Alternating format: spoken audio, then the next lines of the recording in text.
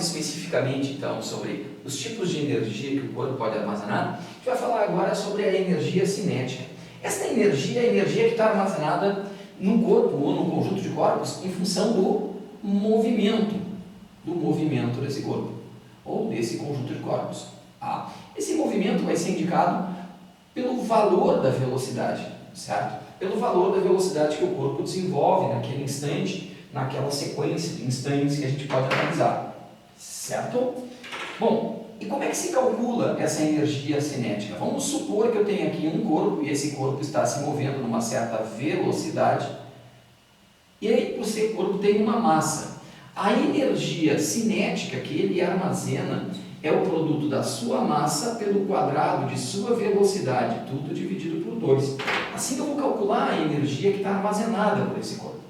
Massa quadrado da velocidade dividido por 2. Como sempre, a gente precisa ter um cuidado com as unidades de medida.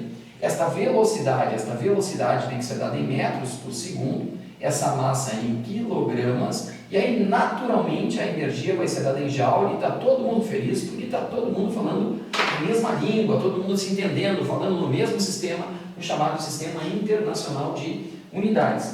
Uma coisa que é muito relevante para a gente analisar é que para ter energia cinética o corpo precisa ter massa. Bom, se ele é corpo, ele tem massa. A condição básica para o corpo ter energia cinética é ter movimento, certo? Mas uma vez que ele tenha movimento, o corpo tem movimento, essa energia cinética é diretamente proporcional ao quadrado da velocidade. O que isso quer dizer, o que isso significa de forma prática para nós? Significa que se o corpo tem uma velocidade, digamos lá em quilômetros por hora, ele vai armazenar uma energia cinética. Se esse corpo tem uma velocidade de 10 km por hora e ele tem uma energia suficiente para derrubar uma árvore colidindo contra ela, se ele tiver com o dobro de velocidade, olha o que aconteceu com a velocidade de 10 para 20, ela foi multiplicada por 2. Se a velocidade dobra, aqui tem o expoente 2, 2 ao quadrado vai ser o que vai acontecer com a energia. A energia vai ficar 4 vezes o valor que tinha antes. Então o carro, por estar com o dobro de velocidade, teria energia para derrubar 4 árvores iguais à primeira que ele tinha quando estava a 10 km por hora. Estando a 30 km por hora, ou seja, com o triplo de velocidade que ele tinha lá no início, ele armazena energia que é o triplo ao quadrado. Ele está com 9 vezes a energia que ele tinha antes. 9 vezes a energia que ele tinha antes. Então, pegando aquele exemplo de uma colisão, um carro a 10 km por hora derruba uma árvore, se ele tiver a 30, com o triplo de velocidade a 30 km por hora, ele passa a ter energia para derrubar 9 árvores iguais à primeira. Então, aquele pouquinho a mais de velocidade implica num pocão a mais de energia. Isso é muito relevante quando a gente pensa nas questões de acidente de trânsito, né?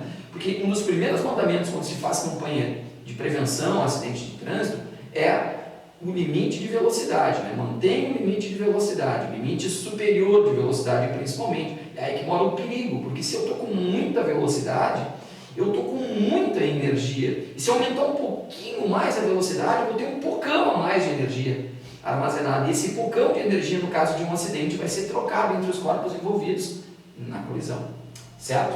Então, cuida lá essa relação de proporção quadrática entre a energia e a velocidade.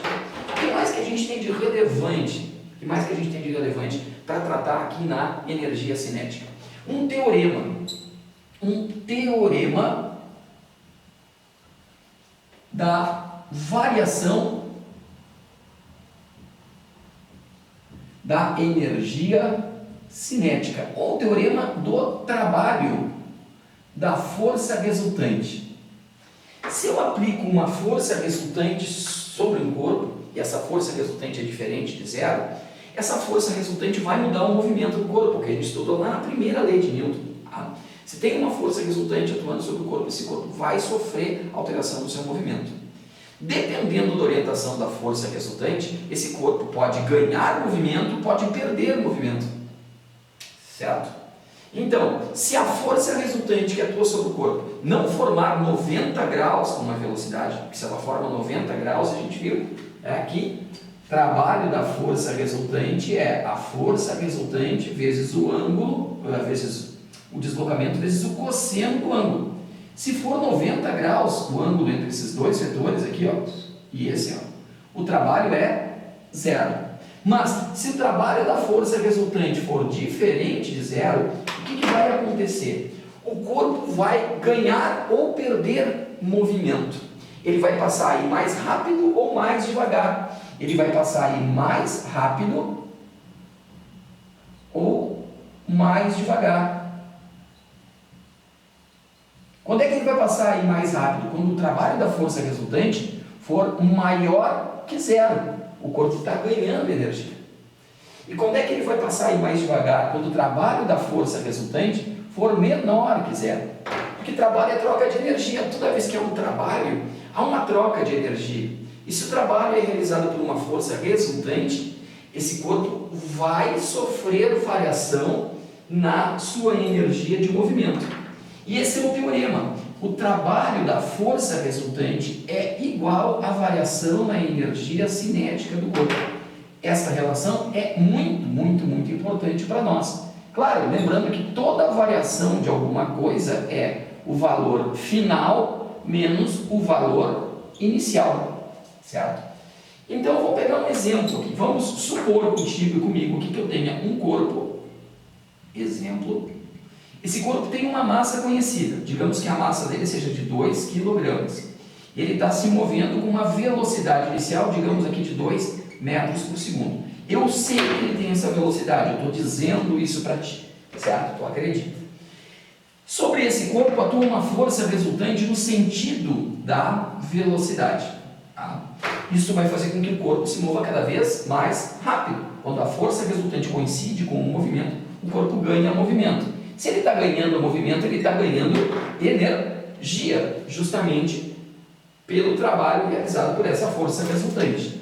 Então, o que vai acontecer depois de um certo tempo, nesse exemplo, é que o corpo vai ter uma velocidade final maior que a inicial. Digamos que ele chega aqui a 10 metros por segundo, eu estou te afirmando isso.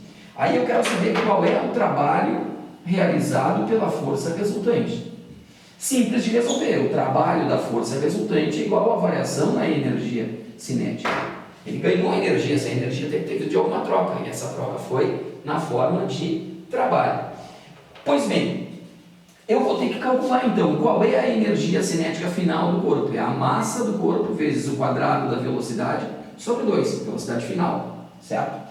A massa é 2 kg, eu tinha a informação no início. A velocidade final é 10 ao quadrado sobre 2. Simplifica os dois aqui, 10 ao quadrado é 100. Ele tem aqui no final 100 joules de energia. Mas quanto ele tinha no início? O que ele tinha no início era a massa vezes o quadrado da velocidade inicial sobre 2. A massa dele era 2 kg, foi informada. A velocidade que ele tinha era 2 metros por segundo ao quadrado sobre 2, ó, velocidade ao quadrado. Cancela os dois aqui, ó, sobrou 4 joules. Veja, ele tinha 4 joules de energia aqui, agora ele está com 100. Energia não pode ser criada, energia não pode ser destruída, nós havemos falado isso na aula passada. Então, se a energia não pode ser criada nem destruída e agora ele está com mais energia, é porque alguém deu essa energia para ele. Quem é que deu? Quem aplicou a força resultante. O agente ou os agentes que aplicaram a força resultante sobre esse corpo fizeram variar a energia cinética. E essa variação da energia cinética, então, é a cinética final menos a cinética inicial, ou seja, os 100 que ele tem no fim, menos os 4 que ele tinha no início, ou seja, são os 96 joules que ele tem a mais, certo? Te liga aí, a gente vai falar mais ainda, mais um pouquinho sobre energia mecânica, um assunto extremamente relevante para o vestibular, como o da URGS, para o Enem, para outros vestibulares de outras instituições de ensino superior. Tá legal?